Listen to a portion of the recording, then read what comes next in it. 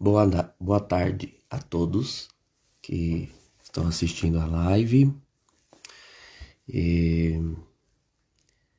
hoje eu quero falar sobre um assunto que é o medo de correr riscos que as pessoas têm. Não é às vezes por traumas ou por terem passado situações difíceis na vida. Então, se você conhece pessoas que precisam ouvir sobre esse assunto, já manda para elas o link da nossa live, enquanto eu vou dando as boas-vindas para os que já estão online. Seja bem-vindo Everton, Amanda, a Adriana, a Andresa, a Aninha,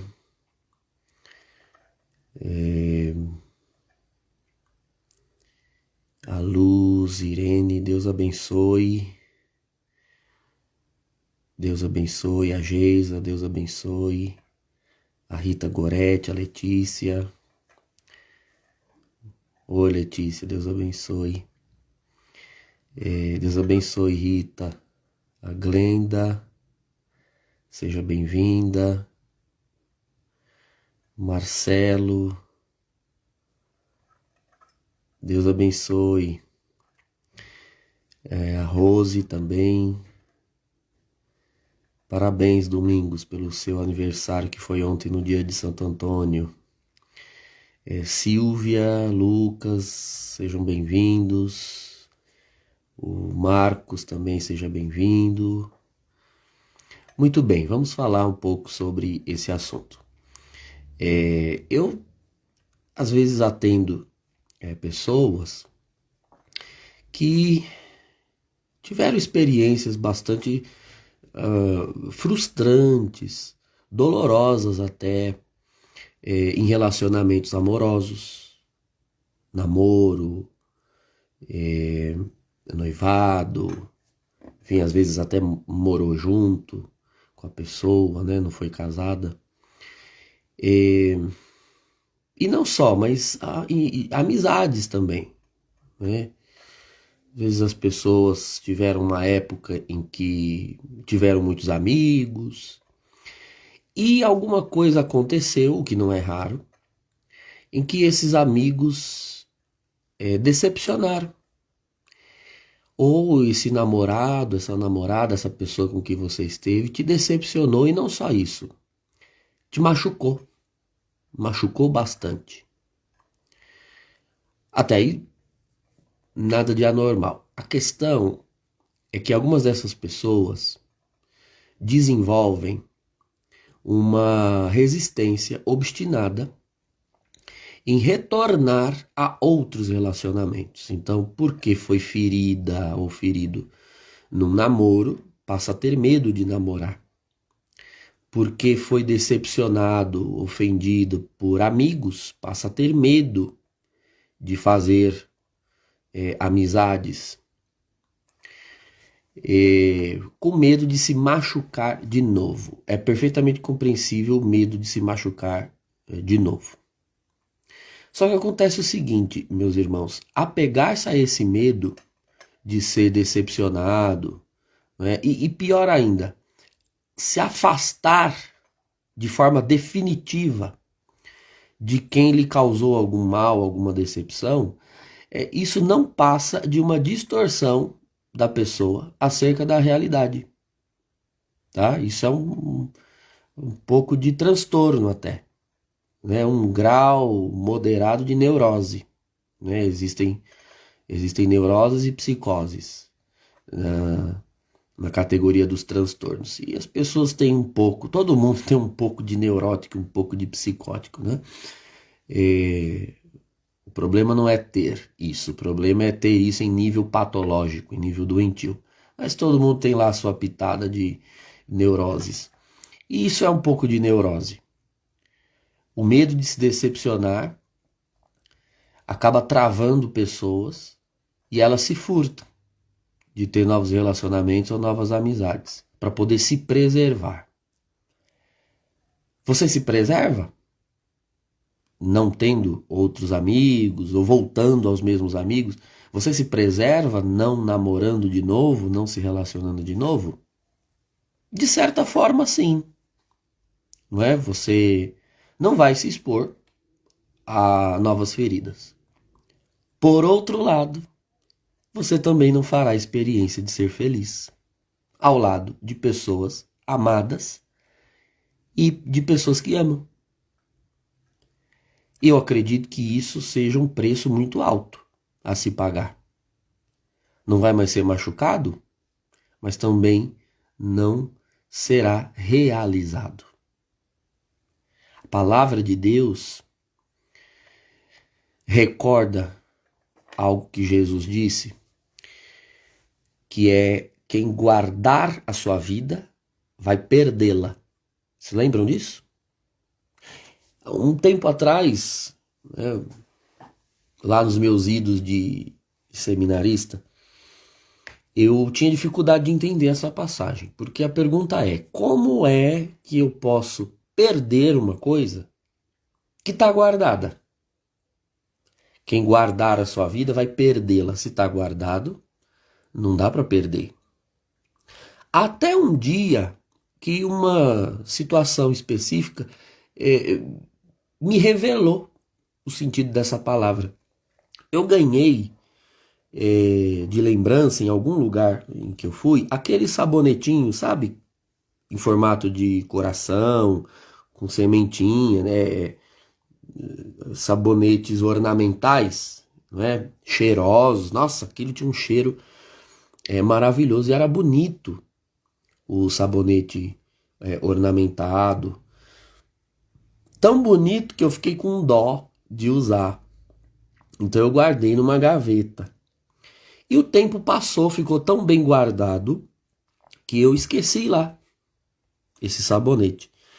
Um dia eu fui mudar, acho que trocar de móvel ou mudar de quarto, eu não lembro exatamente qual foi a circunstância. O fato é que eu achei o sabonete. Lembrei de quem tinha me dado, da ocasião em que eu tinha ganhado, e fui cheirar. Não tinha mais cheiro de nada. Perdeu o odor. E aí eu falei, puxa vida, guardei e acabei perdendo o sabonete. Ó, quando eu disse essa frase eu entendi o evangelho. Eu perdi o sabonete por ter guardado. Eu não extraviei o sabonete, mas eu o perdi. Porque o sabonete não foi feito para ficar guardado. Ele foi feito para ser usado, para ser gasto. E em virtude de guardar, ele perdeu a essência, ele perdeu o odor. A vida humana, meus irmãos, é mais preciosa, é mais cheirosa, saborosa, do que um sabonetezinho ornamental. Se você ficar se guardando, se preservando, você nunca vai ser feliz. O ser humano foi feito para se doar. Ele foi feito para se entregar a alguém. Em primeiro lugar, a Jesus Cristo. E em segundo lugar, aos seus irmãos. Os irmãos machucam? Machucam. Mas nós somos feitos para estar nas mãos deles. Servindo, amando. E se a gente sofre decepções, tudo bem. Mas sempre haverá quem nos faz felizes. Não fica guardando a sua vida, preservando a sua vida, porque você vai perdê-la. Vai perder de que forma? Mofando ela na solidão. Mofando a vida na decepção. O meu medo é de chegar no fim da vida, lá no fim da vida, e naquele dia, no leito de morte, olhar para trás e acabar descobrindo que eu me guardei tanto, que eu não trouxe ninguém comigo para aquele momento. O meu medo é de ter me preservado tanto. O meu medo é de ficar afugentando tanto as pessoas com bilis, com aversão, com briga, com futrica, com picuinha. Eu vou afastando um, afastando o outro. e acabar chegando no fim da vida e descobrir que eu não semeei vínculos, eu não semeei relacionamentos. Vamos parar com isso, tá, irmãos? Vamos parar com isso. Existe uma expressão que eu uso muito nos aconselhamentos, quando as pessoas sofrem são feridas ou machucadas ou não gostam de alguma coisa que falam para elas. E quem ouve os meus conselhos sempre, né, sabe que eu uso essa expressão. Quem nos machuca dificilmente levantou naquele dia de manhã cedo, confabulando consigo mesmo e dizendo: o que eu vou fazer hoje para machucar fulano? Para, irmãos, ninguém machuca porque quer. Ou quase ninguém. Na maioria das vezes, as pessoas machucam, mas machucam, né, erram, tentando acertar. Ou dizem algo que na concepção delas é para o nosso bem, mas nós recebemos de maneira ofensiva, agressiva. Nem sempre são os outros que nos machucam. Nós é que nos machucamos com o que os outros dizem e fazem. Nós temos, boa parte das pessoas tem pouquíssima inteligência pessoal. Algo de que a psicologia fala muito. Nós temos vários tipos de inteligências possíveis, né? Inteligência prática, inteligência emocional e tem inteligência pessoal. A gente nunca consegue tentar se colocar no lugar da pessoa para compreendê-la. Veja, compreendê-la. Você não precisa concordar com ela, mas você pode entender as ações dela, as atitudes dela, ainda que você não concorde. Não precisa concordar. Mas não é porque eu não vou concordar que eu não posso entender. Por exemplo, você pode, aliás, deve até discordar de um assassino. Eu sempre vou discordar do assassino.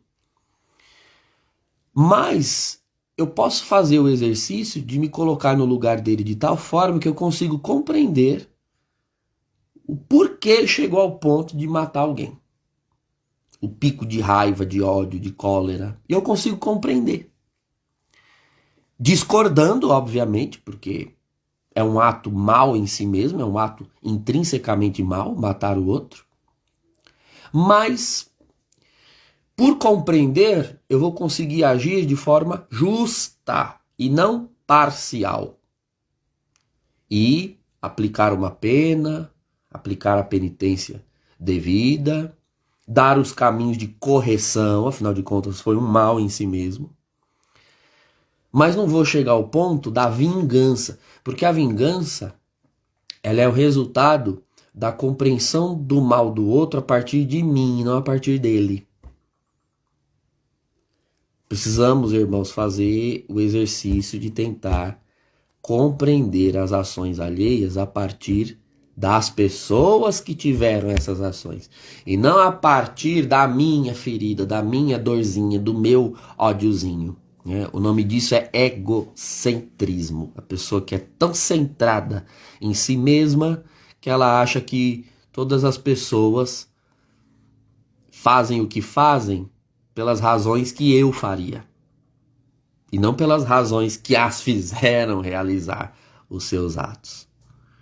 Ponha-se um pouco mais no lugar. Você não precisa concordar e às vezes nem deve. Mas colocando-se no lugar você consegue compreender e enxergar a partir da perspectiva de quem errou e não a partir da perspectiva de quem está sendo vítima do erro. Tá bom, meus irmãos? Isso ajuda muito no processo de perdão, isso ajuda muito no processo de arriscar-se, não é? Porque se não corrermos o risco de amar e sermos amados, vamos nos apodrecer em nós mesmos. Que o Senhor te abençoe, te convença da grandeza desse conselho. Em nome do Pai, do Filho e do Espírito Santo. Amém.